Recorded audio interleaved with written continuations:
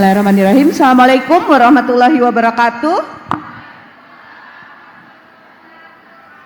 Baik, terima kasih Ibu Moderator. Saya izin untuk turun sebentar untuk ngobrol sedikit dengan teman-teman ya. Karena gambar ini surem gitu ya kayaknya, jadi saya khawatir teman-teman ngeri ngelihatnya gitu. Oke, saya pengen tahu apakah teman-teman pernah berpikir depresi itu apa gitu. Menurut Mbak siapa Mbak namanya? Mbak Ella. Mbak Ella pernah lihat orang depresi enggak? Kayak apa? Mungkin karena beban pikiran yang terlalu berat.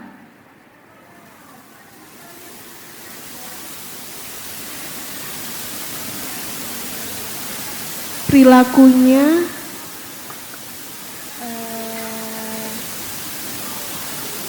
sikapnya sama mungkin perkataannya juga.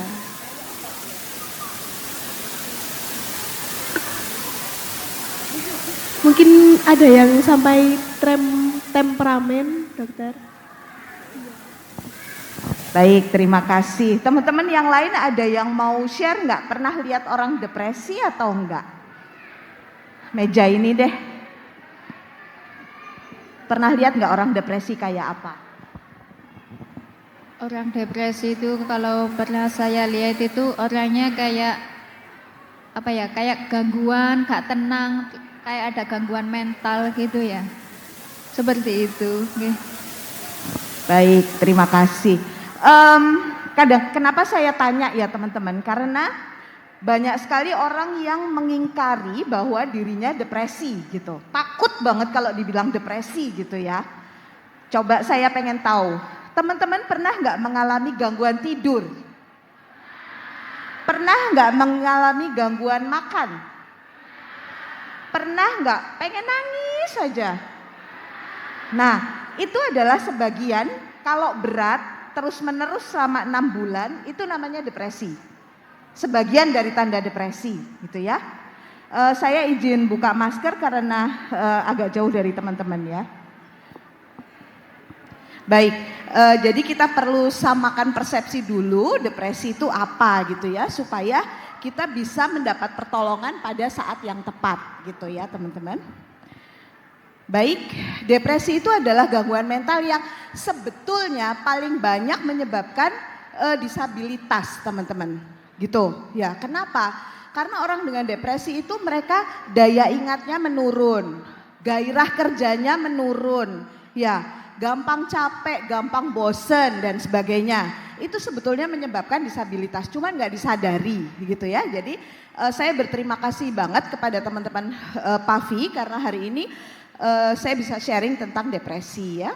Nah, depresi itu juga salah satu kedaruratan psikiatrik yang bisa disebabkan oleh depresi itu adalah bunuh diri. Teman-teman pernah nggak ngelihat orang yang sakit kanker, terus habis itu makin lama makin nggak mau makan, nggak mau diajak keluar, pernah nggak? Pernah. Nah itu yang teman-teman mesti perhatikan, ada kemungkinan dia sebetulnya kepengen meninggal, kepengen bunuh diri tapi pasif. Nggak pakai baygon, nggak pakai pisau, tapi dia nggak mau makan, sakit nggak mau diobatin. Itu juga salah satu tanda depresi yang mengarah ke bunuh diri gitu ya. Jadi kenapa kita harus tahu tentang depresi. Ini saya titip pesan teman-teman ya, kalau ada orang yang depresi, jangan ditanya kenapa depresi, jangan. Karena dia sendiri juga nggak ngerti. Teman-teman mungkin ya, dari hari ke hari mengalami berbagai tekanan ya, sedikit, tambah lama tambah banyak. Itu yang bikin depresi ya. Jadi orang depresi itu bukan karena istrinya selingkuh, bukan karena hartanya dicuri, pokoknya stresor yang besar-besar, enggak teman-teman. Tapi stresor-stresor yang kecil tapi enggak selesai-selesai, itu yang bikin depresi. Ya, mungkin yang bisa saya contohkan adalah misalnya nih ya, pengantin baru yang tinggal bareng mertuanya, ada nggak yang ngalamin?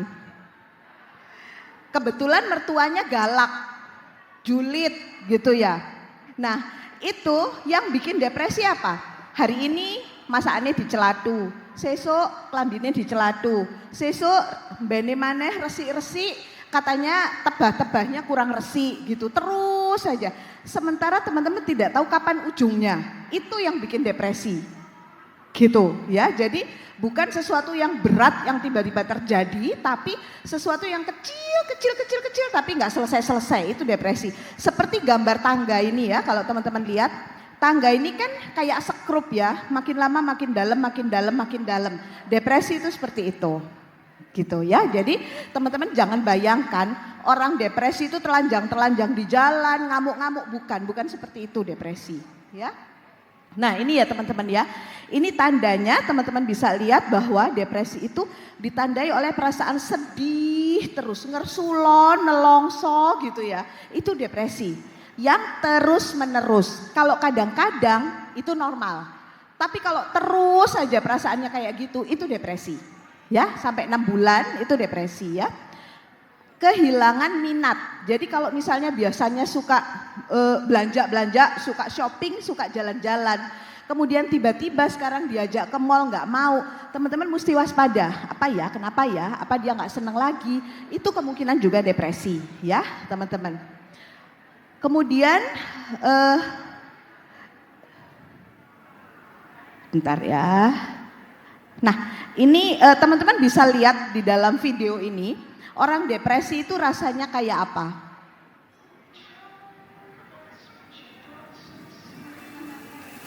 Kok suaranya nggak keluar ya? Siapa yang bisa betulin ya?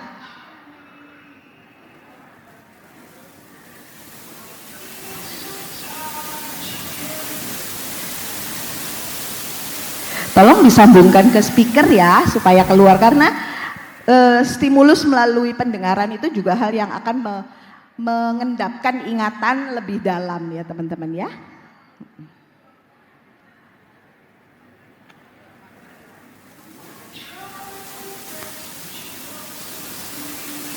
Tulisannya kelihatan nggak? Nggak kelihatan ya. Ketika kita mencoba untuk melakukan segala sesuatu sebaik mungkin, kita capek, tapi kita nggak bisa tidur. Ingat-ingat yang dulu-dulu terus, dosa-dosa masa lalu. Pengen nangis terus, nggak ada apa-apa, ujuk-ujuk air matanya menetes. Banyak hal yang rasanya hilang.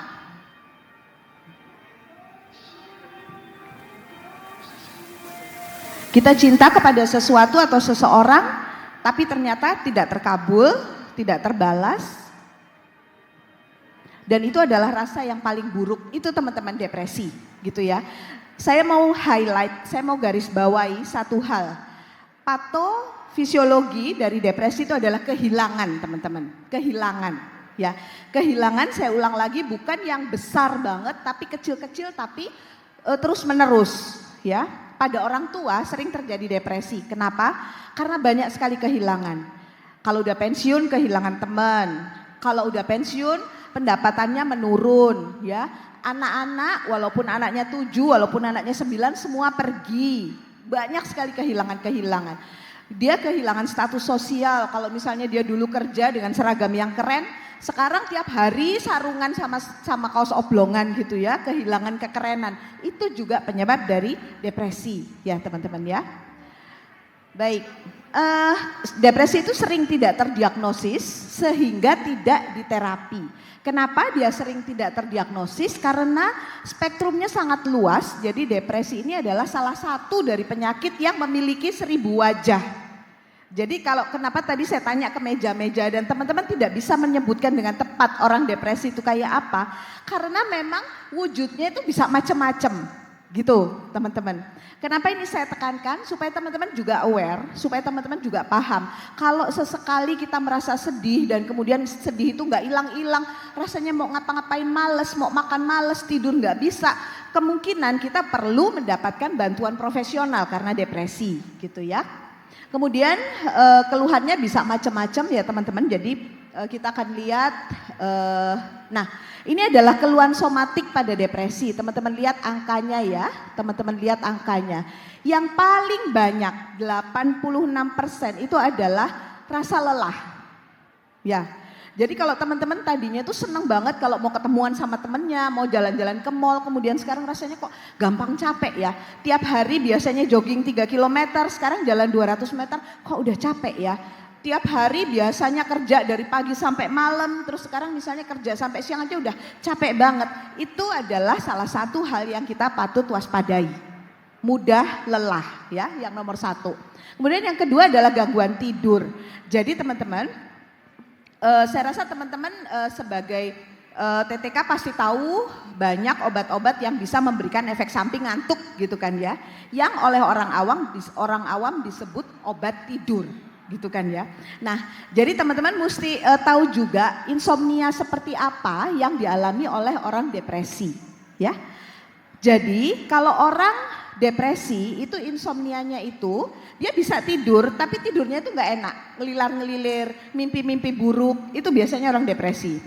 Jam 2 udah bangun nggak bisa tidur lagi kayak gitu, itu orang depresi. Ya, jadi teman-teman mesti aware ketika teman-teman meracik obat misalnya, kemudian kenapa orang ini nggak bisa tidur kok dikasih antidepresan oleh dokternya? Karena dia mungkin gangguan tidurnya adalah karena depresi, kayak gitu ya teman-teman ya.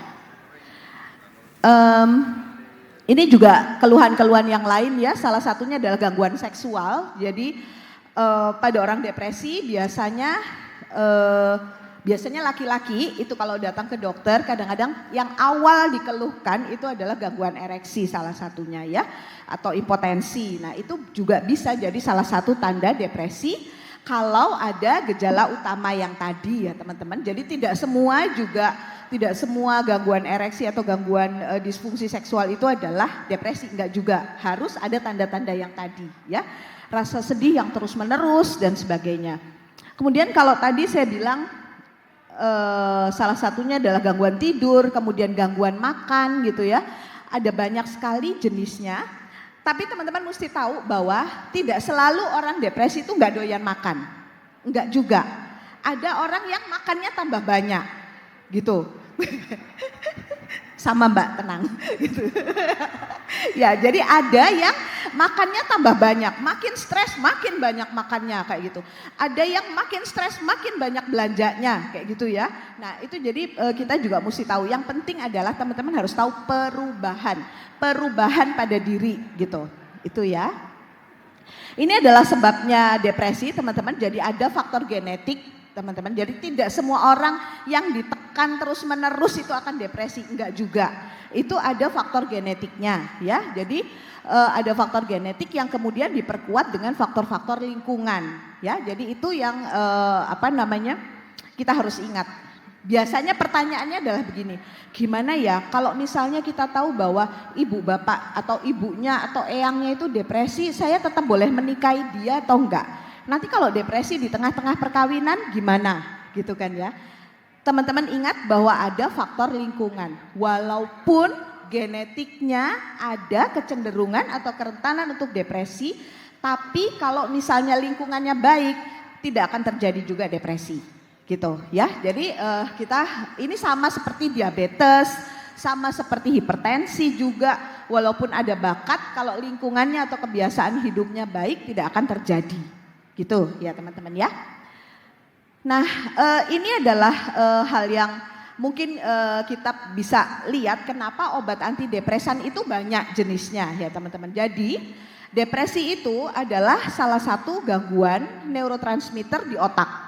Dan tidak hanya satu neurotransmitter yang menyebabkan depresi ya. Teman-teman bisa lihat di sini ada norepinefrin, ada serotonin, ada dopamin gitu ya. Sehingga teman-teman tahu bahwa obat-obat antidepresan itu ada yang sifatnya meningkatkan serotonin, ada yang sifatnya menurunkan pemecahan serotonin, ada yang meningkatkan dopamin, ada macam-macam gitu ya. Karena memang penyebabnya itu macam-macam teman-teman ya. Jadi pengobatan depresi itu memang bukan hanya depresi sebetulnya. Untuk semua penyakit sebetulnya itu tidak ada satu obat yang cocok sama untuk semua orang, enggak. Karena pasti ada variasinya gitu ya.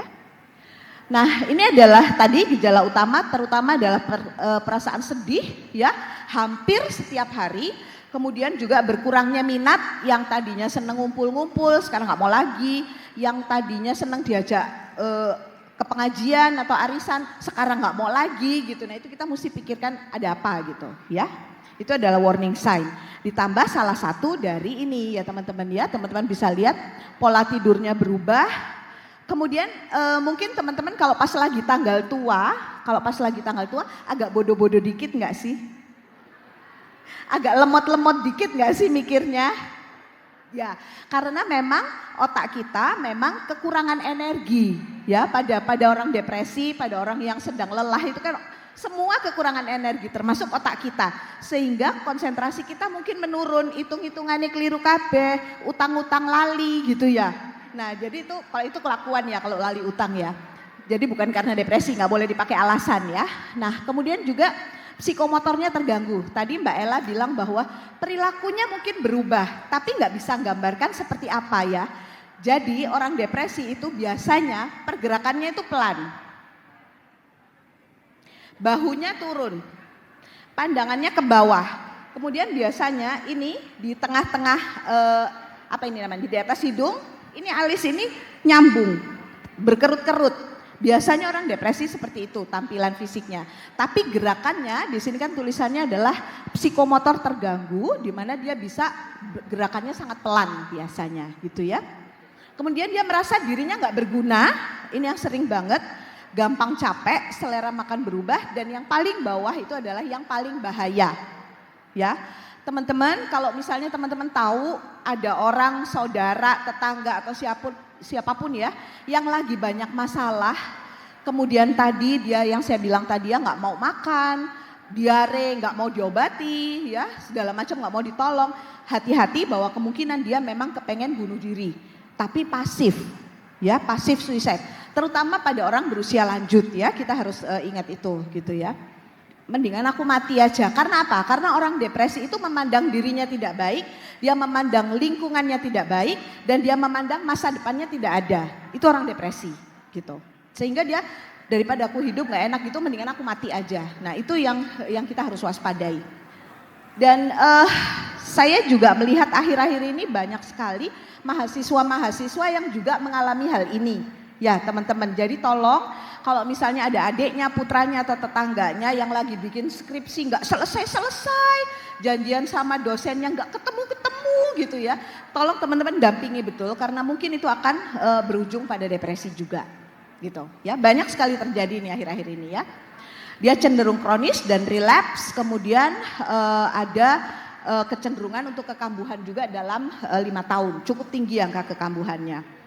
Obatnya, nah ini yang penting teman-teman ya, obatnya tidak hanya obat ya, terapinya tidak hanya obat psikofarmaka, tidak gitu, tapi juga support dari lingkungan gitu ya. Kalau dia tidak punya teman untuk ngomong, pasti dia juga akan tetap berada dalam depresinya itu gitu ya teman-teman.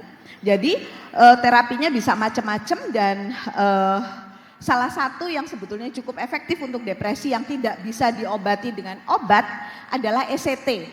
Teman-teman masih ingat ECT itu apa? Masih ingat teman-teman ECT itu apa? ECT itu yang dikejutkan, di shock pakai listrik itu loh. Jadi kalau depresinya sangat berat, tidak bisa dengan obat, dan kita sudah singkirkan penyebab lain, maka terapinya sebetulnya adalah ECT, salah satunya gitu ya. Saya juga ingin ingatkan teman-teman, walaupun nanti ya saya berharap setelah pulang dari acara ini teman-teman ingat tanda-tanda depresi itu apa ya. Saya ingin teman-teman juga mengingat satu hal, ada penyakit-penyakit fisik yang juga menyebabkan depresi. Orang-orang dengan diabetes, orang-orang dengan hipotiroidi itu biasanya juga memiliki kecenderungan depresi ya. Jadi tidak semuanya bisa selesai dengan obat antidepresan, kita mesti lihat sebabnya itu apa gitu ya. Untuk itu untuk depresi, dan ini saya rasa teman-teman familiar ya dengan obat-obat ini yang bekerja pada masing-masing neurotransmitter tadi. Ini adalah tujuan terapi depresi. Kalau diterapi dengan baik, depresi itu bisa sembuh dengan sempurna, teman-teman ya. Jadi tujuan terapi kita itu selain cuma menghilangkan gejala, juga sebetulnya mengembalikan dia ke fungsinya yang semula gitu ya. Kalau tadinya dia produktif, dia bisa produktif kembali. Kalau tadinya dia orang yang ceria, dia bisa ceria gitu ya. Kalau tadinya dia orang yang tahan banting, dia bisa tahan banting lagi kayak gitu. Itu tujuan terapi depresi ya. Dan ini adalah outcome dari terapi depresi. Itu ada yang berupa respons itu cuma gejalanya menurun gitu ya. Tapi juga ada remisi itu pulih, recovered gitu ya. Jadi kita akan biasanya dokter akan menyesuaikan sampai mana target kita, treatment goal kita itu apa gitu ya. Nah, itu tadi adalah hal yang surem-surem tentang depresi ya teman-teman. Jadi saya berikutnya akan bergerak pada topik mental health at work. Kalau tadi saya lihat tema dari seminar kita ini adalah mengatasi dampak tekanan gitu ya. Saya kepengen mengajak teman-teman untuk menyadari bahwa di semua tempat kapanpun selama kita hidup tekanan itu ada. Stres itu ada. Kita butuh nggak sih stres? Kita butuh stres nggak teman-teman? Butuh, kita butuh stres. Ya, kenapa? Karena stres itu yang memicu respons kita untuk bertahan hidup. Contohnya, kalau kita lapar, kita stres ya kan? Apa yang kita lakukan? Makan, minum gitu ya. Kalau misalnya kita nggak pernah merasa lapar, nggak ada stresor itu, kita nggak akan cari makan dan kita bisa mati, gitu kan ya? Kalau kita mau ujian, kita stres nggak? Apa yang kita lakukan? Belajar, bikin kerpean gitu ya. Nah itu kan usaha kita untuk survive juga. Jadi kita itu butuh stres, tapi sampai batas tertentu saja. Ya, kalau sampai berlebihan, sampai kita nggak bisa bangkit, nggak bisa berespon dengan baik, itu namanya distress. Stres yang normal namanya eustress. Ya, stres yang normal namanya eustress, yang berlebihan namanya distress. Saya harap panitia masih punya hadiah ya, nanti kalau ada kuis di akhir ini ya, gitu boleh ya? Oke, baik. Oke, teman-teman, jadi teman-teman lihat bahwa dimanapun kita akan mengalami tekanan, pasti itu. Teman-teman bisa bandingkan tahu sama adonan roti atau adonan donat. Coba teman-teman bandingkan, tahu kalau ditekan, dipenyet, apa yang terjadi? Dihancur, ya kan? Kalau adonan donat atau adonan roti, kalau dipenyet, digiling, ditekan, dia akan mengembang, ya kan? Itu juga menggambarkan respons kita yang berbeda-beda terhadap stres. Ada orang yang sangat nggak tahan stres, digetak titik aja sudah penyet, gitu kan ya? Ada orang yang sampai dibanting, ditekan, apapun dia akan mendal, ya. Nah, jadi teman-teman, tiap orang punya resiliensi atau daya lenting yang berbeda-beda. Resiliensi ya teman-teman ya. Itu tergantung dari pengalaman masa lalunya dia dan tergantung dari support lingkungannya juga, gitu ya. Jadi untuk menjaga kesehatan mental kita di tempat kerja, ada beberapa hal yang perlu teman-teman ketahui, gitu ya. Satu hal yang ingin saya sampaikan juga teman-teman, teman-teman bekerja, di tempat teman-teman bekerja saat ini, pilihannya siapa? Pilihan sendiri ya, pilihan sendiri. Teman-teman kita semua ini udah dewasa, kita tahu bahwa kalau kita memilih maka harus ada konsekuensi yang kita tanggung, gitu kan ya. Nah kita yang memilih, kenapa misalnya Mas Ato milih kerja di RSJ misalnya. Kenapa teman yang lain memilih bekerja di apotek? Kenapa memilih bekerja di puskesmas misalnya? Karena biasanya ada hal yang dipertimbangkan ya kan, dekat dari rumah gitu ya misalnya ya, dekat dengan sekolah anak dan lain-lain gitu ya. Tapi semua orang punya tujuan ketika memilih tempat kerja dan itu yang harus diingat-ingat ya, itu yang akan jadi kunci. Ini teman-teman contoh stresor yang paling sering dialami di tempat kerja. Yang pertama adalah konflik dengan teman kerja. Ada yang nggak pernah ngalami? Ada nggak yang nggak pernah ngalami konflik dengan teman kerja? Pasti nggak ada, nggak mungkin gitu ya. Pasti ada nggak cocoknya. Kita aja di rumah cuman berdua suami istri aja, konflik pasti ada. Apalagi di tempat kerja yang orangnya banyak, macam-macam kelakuannya kayak gitu ya kan? Gitu. Kemudian yang kedua juga disorganisasi ya. Kita biasanya jadi stres sendiri kalau kita tidak bisa mengatur tugas kita dengan baik di tempat kerja Yang berikutnya adalah multitasking, di mana banyak tugas tambahan selain tugas inti kita. Dan yang berikutnya lagi adalah physical discomfort. Jadi ada tempat yang misalnya sumuk banget, ada tempat yang nggak rapi banget sehingga kerja di situ itu nggak nyaman banget. Itu juga bisa jadi stresor, ya teman-teman. Jadi di antara semua ini yang mana yang bisa kita rubah? Yang mana yang kita bisa modifikasi? Interpersonal konflik kita bisa mengubah orang lain? Nggak bisa. Yang bisa kita rubah adalah diri kita sendiri, gitu kan ya. Kemudian yang kedua, disorganisasi kita bisa atur tempat kerja kita sehingga menjadi nyaman ya, multitasking juga kita bisa atur. Jadi teman-teman, kuncinya adalah kita harus tahu mana yang ada dalam kendali kita dan mana yang tidak bisa kita kendalikan. Yang ada dalam kendali kita harus kita atur. Yang tidak bisa kita kendalikan, kita harus terima dengan damai sebagai harga yang harus kita bayar atas pilihan kita. Gitu ya teman-teman ya. Kita tadi memilih sendiri sebagai orang dewasa untuk bekerja di tempat itu, untuk bekerja bersama orang-orang itu, untuk teman-teman itu gitu kan ya. Ini adalah harga yang harus kita bayar. Jadi kita harus tahu apa yang bisa kita atur pada diri kita gitu ya.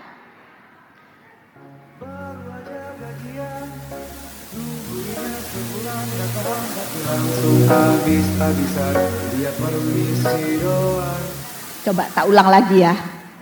Baru aja gajian, nungguinnya sebulan gak tahan tapi langsung habis-habisan. Dia permisi doang.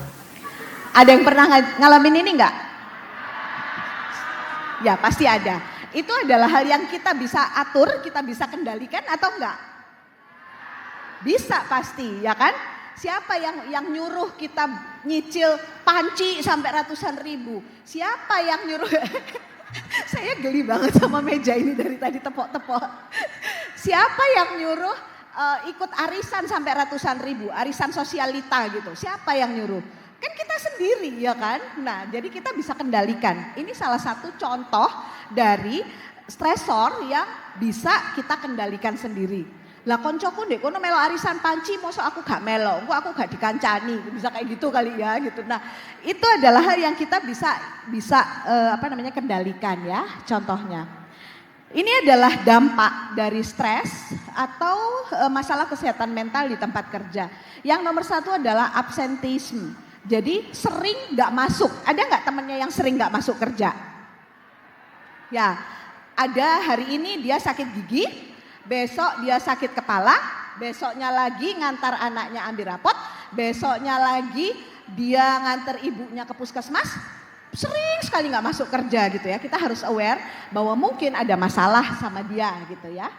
Kemudian yang berikutnya juga dia ada presentism. Dia ada tapi dia gak ngapa-ngapain gitu. Ada gak yang kayak gitu? Pasti ada, di mana-mana ada kayak gini ya teman-teman. Ini adalah salah satu dampaknya.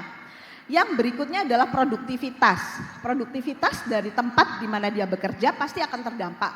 Kalau misalnya dari 10 TTK seharusnya sehari bisa mengerjakan 300 resep misalnya. Kemudian karena ada yang depresi, ada yang lagi stres gitu sehingga resepnya yang dikerjakan cuman jadi 200 gitu. Efeknya apa? Pasti banyak komplain, ya komplain dari orang luar, komplain dari atasan, komplain dari teman sendiri juga dan lain-lain kayak gitu ya. Yang paling berat sebetulnya adalah ini teman-teman, karena kita ini bekerja di sektor yang berhubungan dengan nyawa manusia. Ya, kalau sampai kita salah ngeracik obat, kita salah baca resep gitu kan ya, yang tadinya misalnya harusnya itu obat diare, kemudian kita kasih obat diabetes misalnya, tentu orangnya bisa tiba-tiba hipoglikemi dan tiba-tiba meninggal kayak gitu ya. Nah jadi itu adalah impact. Jadi teman-teman tolong diperhatikan teman-temannya. Tolong diperhatikan teman-temannya. Kalau misalnya ada yang sering salah bikin obat atau salah baca resep dan lain-lain, tolong segera sampaikan ke dia dan atasannya. Gitu ya, supaya atasannya bisa bantu apa yang bisa dibantu gitu, supaya tidak terjadi hal-hal yang kita tidak inginkan, ya. Oke. Terkadang orang nanya, gak capek kerja mulu? Capek, capek saya capek. Tapi kalau nggak kerja nggak ada duit. Ya, saya balik lagi. Siapa yang nyuruh kita kerja? Siapa yang nyuruh kita kerja? Kita sendiri kan ya, gitu. Jadi kalau mau ngeluh capek, mau ngeluh bete, mau ngeluh bosen dan sebagainya, silakan dipikir kembali siapa yang nyuruh kita kerja. Gitu kan kita sendiri, gitu ya. Jadi pilihan ada pada kita ya teman-teman. Nah ini mungkin ini bahasanya ada yang sedikit agak tidak sopan, tapi menurut saya ini adalah hal yang teman-teman bisa perhatikan dan bisa ingat-ingat ya. I lost motivation to work at my workplace. I don't feel happy anymore. Should I quit? Yes, you should. But everywhere you go, things are never ideal. Everywhere you go, you will have hari anjing. So my question is, every time you are unhappy, do you quit? Every time you face a roadblock, do you quit? Every time you have a hari anjing, do you quit? I am always an advocate about happiness at work. Of course, if you're not happy, my first advice to you is try to change things. See whether you can do something about it or not. Quitting is always the last resort. Go communicate with someone. Okay, go find a friend. Build a little happiness around you. Okay, if everything that you try still cannot, then quit. Because at the end of the day, you want to tell yourself that you tried. So don't quit without trying, if it makes sense. Ya. Jadi itu ya teman-teman. Jadi ini ada satu hal yang saya highlight dari kata-katanya dia. Jadi dia ini advisor untuk kesehatan jiwa di tempat kerja gitu ya.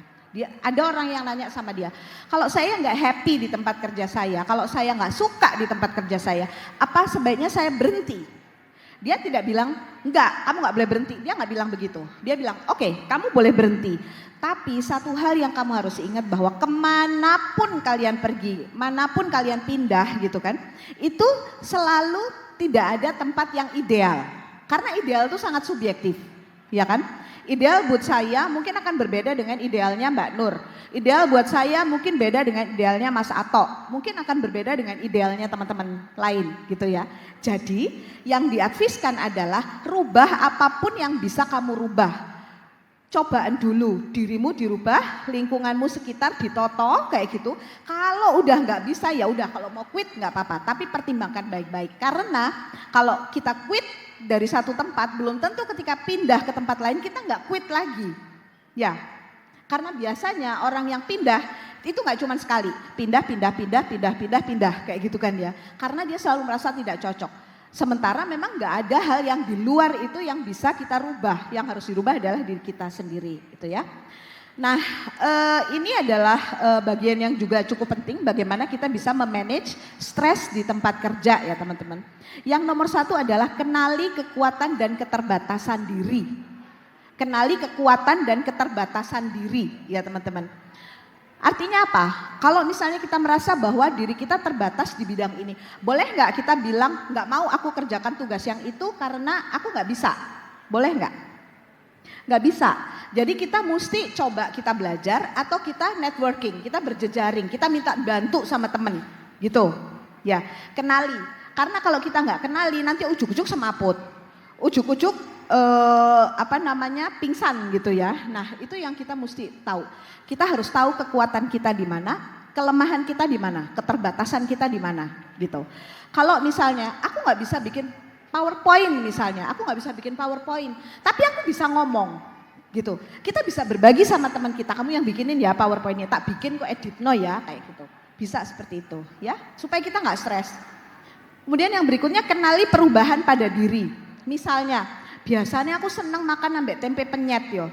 Tapi dino iki tempe penyetnya kok rasanya gak enak ya, kok sepo ya.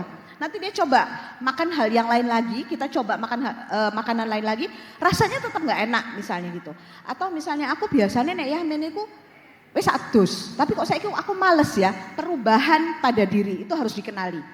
Yang tahu dirinya teman-teman kan teman-teman sendiri, ya kan? Yang tahu perubahannya teman-teman sendiri juga.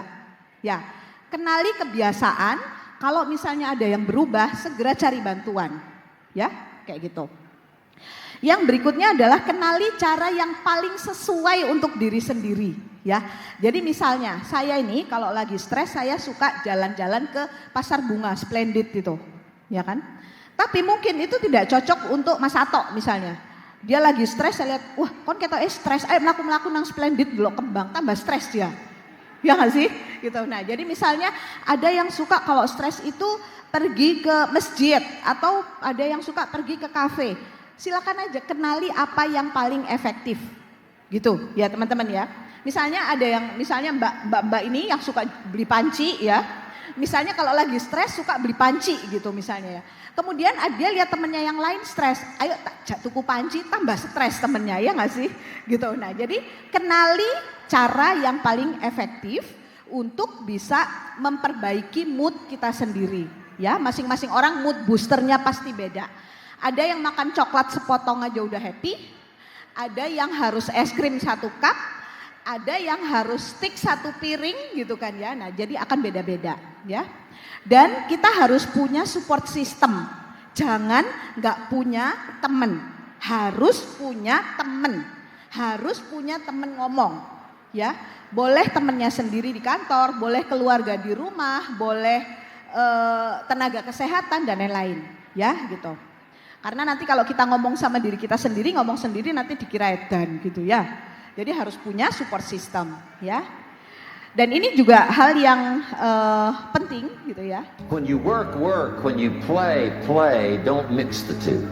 I used to take my family to the beach and I would bring my briefcase. Or at the beach I'm saying I should be at the office, I should be at the office. Now my family's upset. Because I'm at the beach and I'm thinking office, office, office. Now when I'm at the office I'm thinking what? I gotta get my family to the beach, the beach, the beach. Here's what I learned to do. At the beach, be at the beach. At the office, be at the office. When you work, work. When you play, play. Don't mix the two. Jadi, jangan mencampur adukkan apa yang sedang kita alami sekarang ini dengan apa yang harusnya kita lakukan di rumah atau di tempat lain.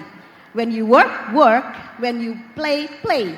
Jangan main di tempat kerja atau kerja di tempat main. Gitu ya teman-teman, karena itu akan membuat kita sendiri stres ya.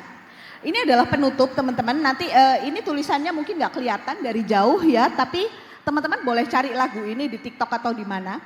Menurut saya ini adalah hal yang sangat bagus untuk menjaga mood kita ketika kita bekerja ya.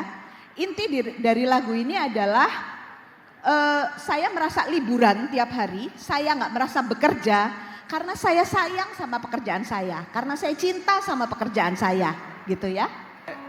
Hey, I'm on vacation every single day cause I love my occupation. Hey, I'm on vacation. If you don't like your life, then you should go and change it.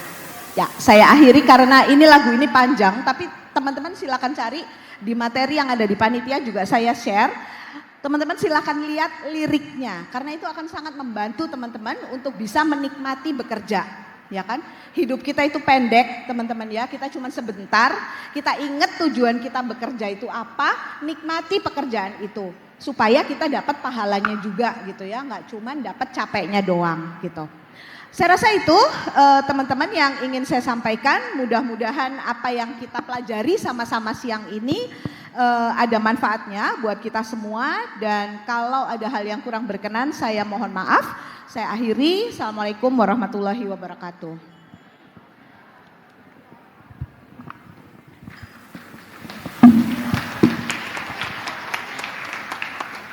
Terima kasih kepada Dr. Yuniar. Gimana teman-teman? Apa udah ada gambaran, ada pemahaman setelah dijelaskan panjang lebar oleh Dr. Yuniar? Boleh nggak kita langsung kuis satu ya, teman-teman? Masih ada ya hadiahnya? Oke. Tadi saya sebutkan stres yang kita perlukan itu namanya apa? Boleh angkat tangan yang masih ingat. Silakan. Sebutkan nama sama tempat kerja. Itu lagi dibawain mic sama mbaknya.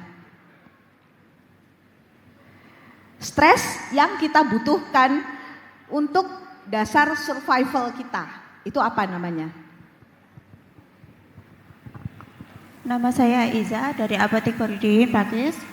Stres yang kita butuhkan adalah eustress. Ye, boleh dikasih hadiahnya ya. Makasih Mbak. Oke. Satu pertanyaan lagi, kalau stres yang sampai bikin kita sakit, stres yang terlalu berat buat kita apa namanya? Silakan, kelompok panci. Mbak-mbak kelompok panci.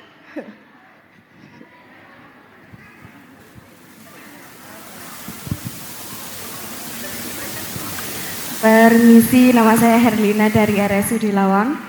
Nama stres yang berlebih tadi eustress. Distress. Distress. Ya, distress. Oke, makasih. Boleh dapat, mudah-mudahan hadiahnya panci ya Mbak biar happy. Oke. Ya, silakan. Teman-teman apakah ada yang mau ditanyakan? Silakan. Oh, banyak sekali pertanyaan. Berarti dari rumah sudah membawa bekal pertanyaan. Boleh saya kutip sedikit, Dokter? Silakan. Tadi sempat saya kutip ialah when you work, you do work. Ya. Tapi permasalahannya, Dokter, when you work, kadang itu masih kepikiran. Waduh, kumbahanku mang neng omah apa ya wis dintasi. Waduh, anakku pulang sekolah sopo nanti yang jemput. Itu permasalahan-permasalahan yang sangat klasik. Bagaimana? Betul? Betul sekali. Yang mau tanya tadi di mana? Oke, sebelah sini. Saya boleh respon dulu yang disampaikan Mbak ini ya, karena semua pasti mengalami itu ya. Oke. Ya, jadi teman-teman, sekali lagi saya bilang ya, yang mengenali diri kita adalah kita sendiri, ya kan? Kalau misalnya tadi segala jemuran, segala anak yang belum dijemput dan lain-lain itu sering menjadi distraksi untuk kita bekerja, tiba-tiba siang kita kepikiran, maka kita akan mempersiapkan besok jangan sampai jemuran kita taruh di tempat yang bisa kudanan seperti itu. Jadi kita akan prepare lebih baik. Ini contohnya teman-teman, ini adalah contoh dari eustress.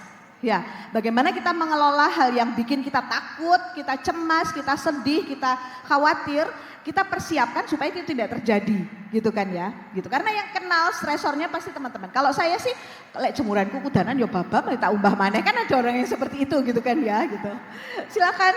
Baik, intinya self love ya Dokter. Yes. Baik, silahkan nama dan dari mana? Terima kasih, nama saya Firda dari Puskesmas Dawu. Ya, saya mau menanyakan, ini kan ada teman saya, dia menyadari bahwa dia itu depresi. Nah, dia sudah pernah mencoba untuk minta rujukan ke Puskesmas, mau konsul ke psikiater. Nah, sedangkan dia tidak dikasih rujukan.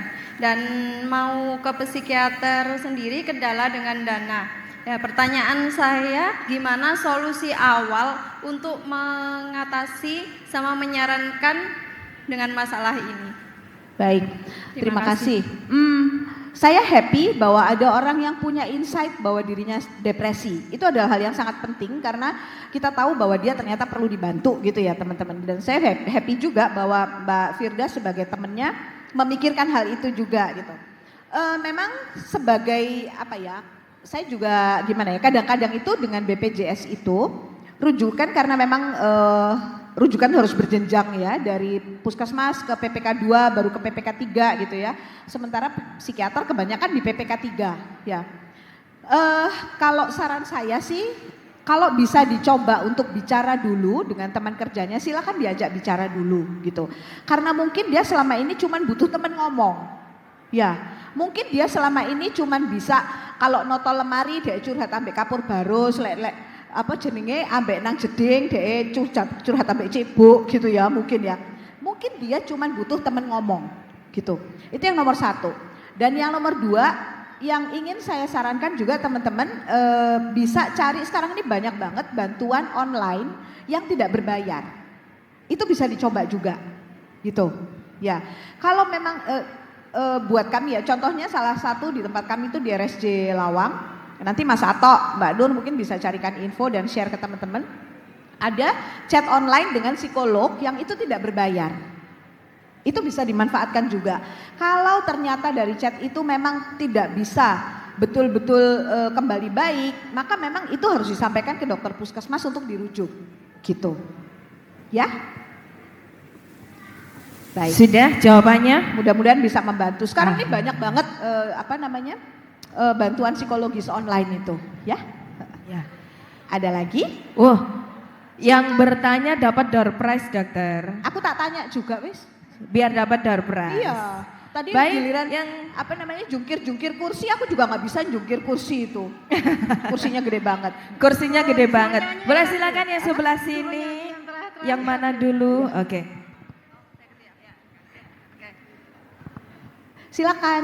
Ya, siang Bu. Saya Carolina dari Malang, RKZ Malang. Tadi Ibu menyebutkan kalau depresi bisa terjadi pada orang tua yang kemungkinan sudah pensiun, banyak kehilangan. Nah, bagaimana cara menghadapinya kita sebagai anak ya Bu, melihat orang tua kita mengalami depresi itu, dan sampai mana sih batasnya kita perlu membawa orang tua kita mungkin berobat atau konsumsi obat-obat tersebut. Karena kalau kita bilang orang tua kita depresi, pasti mereka gak akan terima. kayak gitu Bu. Terus mereka dalam tahap ini mereka pasti merasa paling benar. Misal kita juga memberitahu, Bu, Pak, harusnya begini. Kan biasanya tidak terima ya Bu, bagaimana cara mengatasinya? Terima kasih. Ini adalah hal yang cukup sering ya teman-teman, bukan hanya tentang orang tua yang depresi, tapi masalah kesehatan mental apapun biasanya orang nggak mau diajak berobat, ya nggak sih? Mau cemas, mau gangguan tidur, mau depresi, mau gangguan konsentrasi, gangguan belajar, kalau dibilangi mau dibawa ke psikiater atau psikolog biasanya nggak mau, nggak terima ya kan? Saya highlight satu hal ya Mbak ya, terima kasih untuk pertanyaannya. Jadi pada orang tua itu hal yang paling besar, kehilangan yang paling besar adalah kehilangan rasa dibutuhkan. Ya, dulu dia pulang dia bawa permen atau bawa apa buat anaknya happy. Dia pulang bawa gaji buat istrinya happy gitu kan ya. Sekarang dia merasa anaknya udah gede-gede nggak butuh permen lagi, uangku tinggal sedikit, istriku nggak happy lagi gitu kan ya. Nah jadi yang bisa kita berikan itu adalah mengembalikan rasa dibutuhkan itu. Jadi contohnya begini, misalnya bapak-bapak yang dulu kerjanya itu adalah atau ibu-ibu yang dulu pinter masak misalnya kayak gitu ya, buka catering. Sekarang udah nggak buka catering lagi gitu. Tapi kita masih bisa tanya sama ibu, Bu, kalau bikin sayur lodeh yang enak itu gimana ya? Bu, kalau bikin semur jengkol itu supaya jengkolnya bisa pulen gimana ya? Dia akan memberikan advice dan itu membuat dia merasa dibutuhkan dan itu happy dia. Kayak gitu ya. Kemudian kalau untuk itu banyak lah ya hal kayak gitu. Kemudian juga kebebasan untuk membuat pilihan. Itu juga hal yang biasanya hilang pada orang tua ya. Kita nggak sadar. Bu, ini loh Bu, tak bawakan baju bagus, brokat warnanya biru, bagus banget, cocok buat ibu. Kita pikir beliau akan happy dengan itu. Tapi sebetulnya dia tuh kepengen memilih. Beliau akan lebih happy kalau misalnya diajak ke toko dan ditunjukkan baju brokat biru dan pink dan hijau. Ibu mau milih yang mana? Itu adalah hal yang lebih lebih berharga buat beliau gitu. Dia dilibatkan dalam pengambilan keputusan untuk dirinya sendiri. Kayak gitu. Dan kalau ditanya kapan kita harus membawanya kita harus membawanya ke psikiater atau berobat kayak gitu adalah kalau itu mengganggu fungsi. Jadi kalau beliau udah nggak mau ngomong, nggak mau mandi gitu sampai mengganggu fungsi. Jadi orang nggak mau deket-deket sama beliau, nggak mau ngomong sama beliau karena kalau diajak ngomong marah-marah dan itu adalah waktunya untuk dibawa ke dokter. Sebelum itu silakan ditreatment oleh keluarga sendiri. Kayak gitu ya. Saya rasa mungkin waktu kita habis ya Mbak Nur ya. Jadi aku sekaligus tak rewangi jadi moderator. Ya. Moderatornya amatiran dokter ini dokter. Apa tenang, kita amatin bersama. Yuk. Oke. Mohon maaf. Sudah. Kalau tadi saya nanya sama panitia apakah waktunya habis atau masih boleh ada yang nanya lagi? Habis ya? Setelah adzan maghrib nanti ya kalau kita nggak selesai-selesai ya. Oke, saya kembalikan kepada Mbak Nur dan saya mengucapkan terima kasih sekali lagi teman-teman untuk perhatiannya dan mudah-mudahan kita semua dapat manfaat dari belajar kita bersama siang ini. Assalamualaikum warahmatullahi wabarakatuh.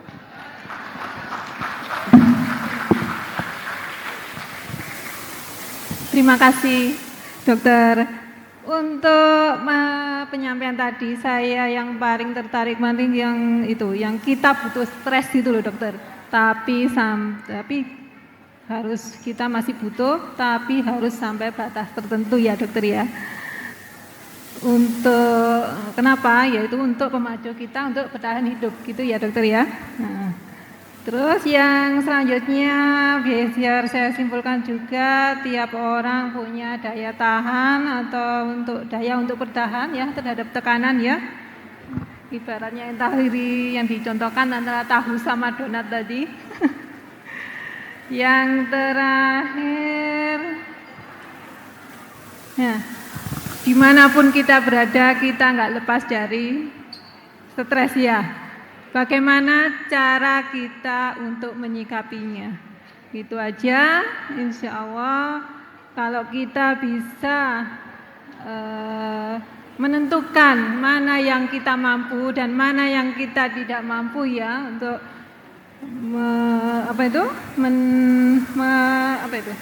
mengelolanya. Insya Allah kita bisa bertahan di tempat dimanapun kita berada. Terima kasih.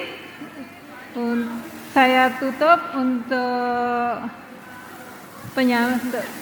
penyampaian hari ini. Wassalamualaikum warahmatullahi wabarakatuh.